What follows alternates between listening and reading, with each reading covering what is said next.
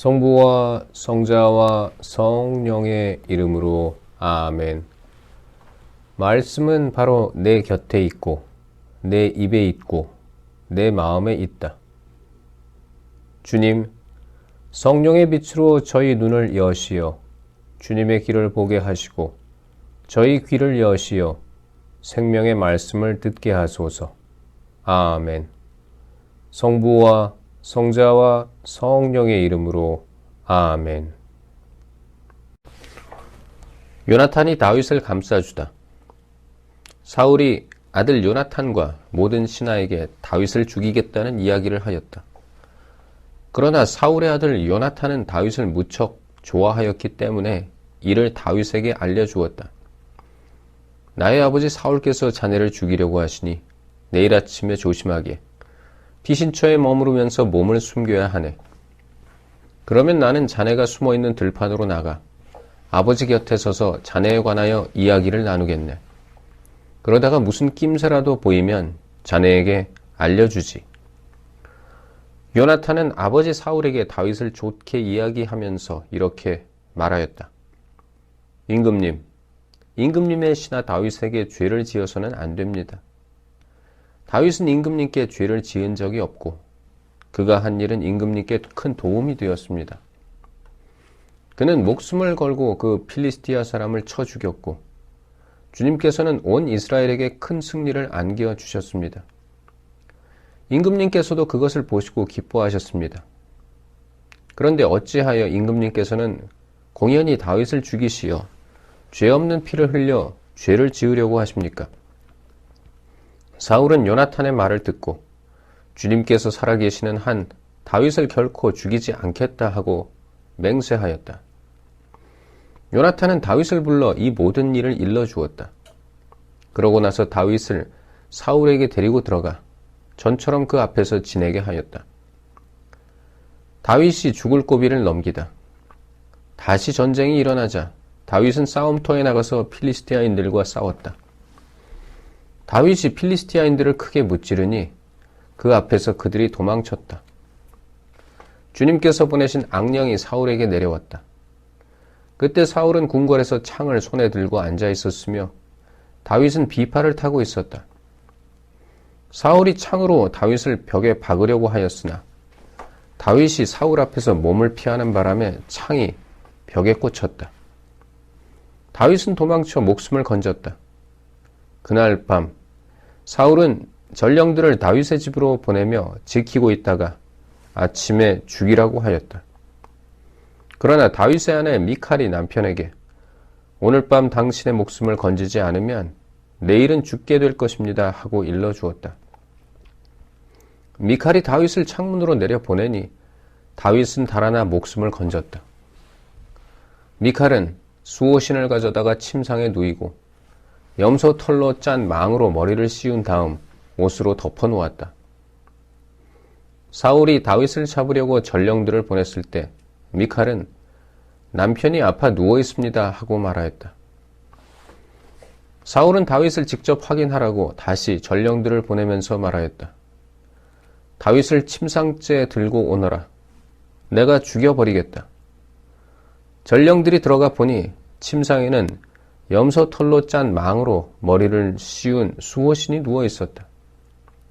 사울이 미칼에게 어쩌자고 내가 나를 속여서 내 원수를 빼내어 목숨을 건지게 하였느냐 하고 묻자 미칼이 사울에게 그가 저에게 나를 빼내주지 않으면 너를 죽이겠다고 하였습니다 하고 대답하였다.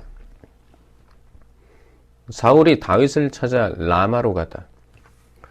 다윗은 그렇게 달아나 목숨을 건진 다음 라마에 있는 사무엘을 찾아가 사울이 자기에게 한 일을 모두 이야기하였다. 다윗과 사무엘은 나요스로 가서 거기에 머물렀다. 누군가 사울에게 와서 다윗이 라마의 나요스에 있습니다 하고 일러주었다. 사울은 다윗을 잡으려고 전령들을 보냈다. 그들이 가서 보니 한 무리의 예언자들이 사무엘을 중심으로 황홀경에 빠져 예언하고 있었다. 그 순간 사울의 전령들에게도 하느님의 영이 내려 그들도 황홀경에 빠져 예언하였다. 사울이 이 소식을 듣고 다른 전령들을 보냈으나 그들도 황홀경에 빠져 예언하였다. 그가 다시 세 번째로 전령들을 보냈지만 그들도 황홀경에 빠져 예언하였다. 그래서 사울 자신이 라마를 향해 나섰다. 그가 세쿠에 있는 큰 저수동굴에 이르러 사무엘과 다윗이 어디에 있느냐 하고 묻자 어떤 이가 그들은 라마의 나요스에 있습니다 하고 대답하였다. 그래서 사울이 그곳 라마의 나요스로 가는데 그에게도 하느님의 영이 내려 라마의 나요스까지 걸어가는 동안 줄곧 황홀경에 빠져 예언하였다. 그는 옷을 벗고 사무엘 앞에서 황홀경에 빠져 예언하며 그날 하루 밤낮을 알몸으로 쓰러져 있었다. 그리하여 사람들은 사울도 예언자들 가운데 하나인가? 라는 말을 하게 되었다. 다윗과 요나탄의 우정. 다윗이 라마의 나요스에서 달아나 요나탄에게 가서 말하였다. 제가 무슨 짓을 했단 말입니까? 제가 무슨 잘못을 저질렀다는 것입니까? 왕자님의 아버님께 무슨 죄를 지었기에 그분께서 이렇게 제 목숨을 노리신단 말입니까? 요나탄은 다윗에게 그럴 리가 있나? 자네가 죽는 일은 결코 없을 걸세. 아버지께서는 큰 일이든 작은 일이든 나에게 알리지 않고는 하시지를 않는다네. 그런데 아버지께서 이런 일을 왜 나에게 숨기시겠는가? 그럴 리가 없네 하고 말하였다. 그러나 다윗은 맹세까지 하면서 이렇게 말하였다. 왕자님의 아버님께서는 왕자님이 저를 마음에 들어 하신다는 사실을 잘 알고 계시지 않습니까? 그래서 그분께서는 이 사실을 요나탄에게 알려 그를 슬프게 해서는 안 되지 하고 생각하셨던 것입니다. 살아계신 주님과 왕자님의 목숨을 두고 맹세합니다만 저와 죽음 사이는 한 발짝밖에 되지 않습니다. 요나탄이 다윗에게 말하였다. 자네가 원하는 것은 무엇이든지 해주겠네. 그러자 다윗이 요나탄에게 이렇게 부탁하였다. 내일이 초하룻날입니다. 제가 임금님과 함께 앉아 식사를 해야 하는 날입니다. 그렇지만 제가 모레 저녁 때까지 들에 숨어 있도록 저를 내보내 주십시오. 만일 왕자님의 아버님께서 저를 찾으시거든 온 시족을 위한 주년 제사가 있으니 급히 고향 베들레헴에 가게 해달라고 다윗이 저에게 간절히 청했습니다. 하고 말씀해 주십시오. 그분께서 만일 좋다 하시면 이 종이 무사하겠지만 화를 내신다면 그분께서 저를 해치기로 작정하신 줄 아십시오. 왕자님은 주님 앞에서 이 종과 계약을 맺으셨으니 의리를 지켜주십시오. 그렇지만 저에게 잘못이 있다면 차라리 왕자님이 저를 죽여주십시오. 저를 왕자님의 아버님에게까지 데려갈 까닭은 없지 않습니까? 요나탄이 대답하였다. 자네에게 그런 일은 없을 걸세.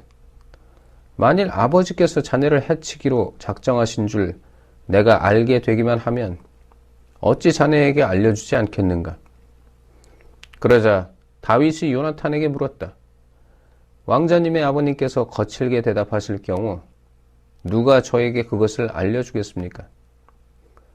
요나탄이 다윗에게 자, 들로 나가세 하고는 둘이서 들로 나갔다. 요나탄은 다윗에게 약속하였다. 주 이스라엘의 하느님께서 증인이시네. 내일이나 모레 이맘때 아버지를 살펴보아 그분께서 자네 다윗을 좋게 보시면 내가 사람을 보내어 자네에게 그것을 꼭 알려주겠네. 그렇지만 아버지께서 자네를 해치려고 하시는데도 내가 자네에게 알려주지 않아서 자네를 무사히 떠나가게 해주지 못한다면 주님께서 이 요나탄에게 벌을 내리시고 또 내리셔도 좋네. 주님께서 아버지와 함께 계셨듯이 자네와도 함께 계시기를 바라네. 그 대신 내가 살아있는 동안에 주님께서 바라시는 의리를 지켜주게. 그리고 내가 죽은 다음에라도 또한 주님께서 자네 다윗의 원수들을 땅 위에서 없애버리실 때에도 내 집안과 의리를 영원히 끊지 말아주게. 그러고 나서 요나탄은 주님께서 다윗의 원수들에게 복수해 주시기를 비내하면서 다윗 집안과 계약을 맺었다. 요나탄은 다윗을 자기 목숨처럼 사랑하였으므로 그에 대한 사랑으로 다윗에게 다시 맹세하게 하였다. 요나탄이 그에게 말하였다. 내일은 초하룻 날이니 자네 자리가 비면 아버지께서 자네를 찾으실 걸세. 모레가 되면 더 멀리 내려가 저번 일이 있었을 때 숨었던 곳으로 가서 그 바위 옆에 머물러 있게. 내가 관역을 맞추는 척하고 그 옆으로 화살 3개를 쏘겠네. 그러고는 시종을 시켜 가서 화살을 찾아오너라 하면서 그 시종에게 화살이 내 쪽에 있다 집어라 하면 주님께서 살아계시는 한 아무 일 없을 터이니 안심하고 나오게. 그러나 내가 그 종에게 화살이 더 멀리 있다 하면 주님께서 자네를 보내시는 것이니 떠나가게. 우리가 말한 것에 대해서는 주님께서 나와 자네 사이에 언제까지나 증인이 되실 것이네. 그리하여 다윗은 들에 숨게 되었다. 초하룻날이 되자 임금이 음식을 먹으려고 자리에 앉았다. 임금은 여느 때처럼 벽 쪽에 있는 자기 자리에 앉았다. 그때 요나탄이 일어섰다. 사울 옆에는 아브네르가 앉았는데 다윗의 자리는 비어 있었다. 그런데도 사울은 그날 아무 말도 하지 않았다. 그는 속으로 다윗에게 무슨 일이 생겨 부정하게 되었나 보군. 부정하게 된 것이 틀림없어 하고 생각하였다. 그러나 두 번째 날, 곧 초하루 다음 날에도 다윗의 자리가 비어 있었다. 사울은 아들 요나탄에게 어찌하여 이사이의 아들이 어제도 오늘도 식사하러 나오지 않느냐 하고 물었다. 요나탄이 사울에게 대답하였다. 다윗이 베들레헴에 다녀오게 해달라고 저에게 간청하면서 이렇게 말했습니다. 저를 보내주십시오. 저희 씨족이 성읍에서 제사를 지내는데 형님이 다녀가라고 하십니다. 그러니 제가 왕자님 마음에 드신다면 조용히 가서 형들을 볼 수 있게 해 주십시오. 그래서 임금님의 식탁에 나오지 못한 것입니다.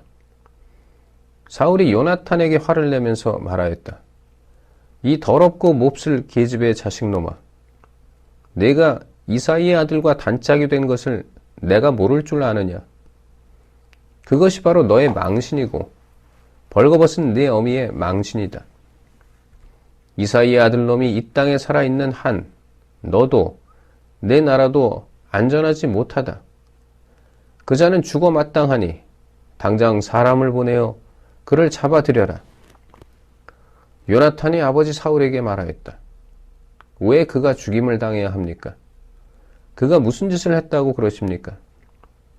그러자 사울은 요나탄을 죽이려고 그에게 창을 던졌다.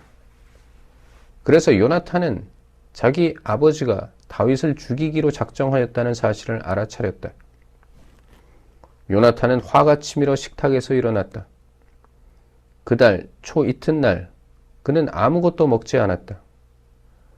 아버지가 다윗을 욕하였으므로 다윗을 두고 슬퍼하였던 것이다. 이튿날 아침 요나탄은 다윗과 약속한 대로 어린 시종 하나를 데리고 들로 나갔다. 그리고 시종에게 내가 활을 쏠 테니 뛰어가 화살을 찾아오너라 하고 분부한 다음 시종이 뛰어가자 그 너머로 활을 쏘았다. 요나탄은 자기가 쏜 화살이 떨어진 곳에 시종이 다다랐을 때 그 뒤에다 대고 소리쳤다. 화살은 더 멀리 있지 않느냐?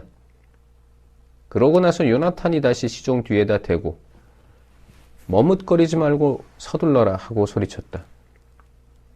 요나탄의 시종은 화살을 집어가지고 주인에게 가면서 도무지 무슨 영문인지 몰랐다. 그러나 요나탄과 다윗은 그 까닭을 알고 있었다. 요나탄은 데리고 온 시종에게 자기의 무기를 주면서 성읍 안으로 가지고 들어가라 하고 분부하였다. 시종이 떠나자 다윗은 바위 옆에서 일어나 얼굴을 땅에 대고 엎드려 3번 절하였다. 그들은 서로 얼싸안고 울었는데 다윗이 더 크게 울었다. 그러고 나서 요나탄이 다윗에게 말하였다. 평안히 가게. 우리 둘은 주님께서 나와 자네 사이에, 내 후손과 자네 후손 사이에 언제까지나 증인이 되실 것이네 하면서 주님의 이름으로 맹세하지 않았는가. 성부와 성자와 성령의 이름으로 아멘. 말씀은 내 발의 등불이요 나의 길에 빛이옵니다. 주님, 저희가 성경을 생명의 말씀으로 믿고 기도하며 살고 선포하게 하시어 언제나 성령 안에서 평화와 기쁨을 누리게 하소서. 아멘. 성부와 성자와 성령의 이름으로 아멘.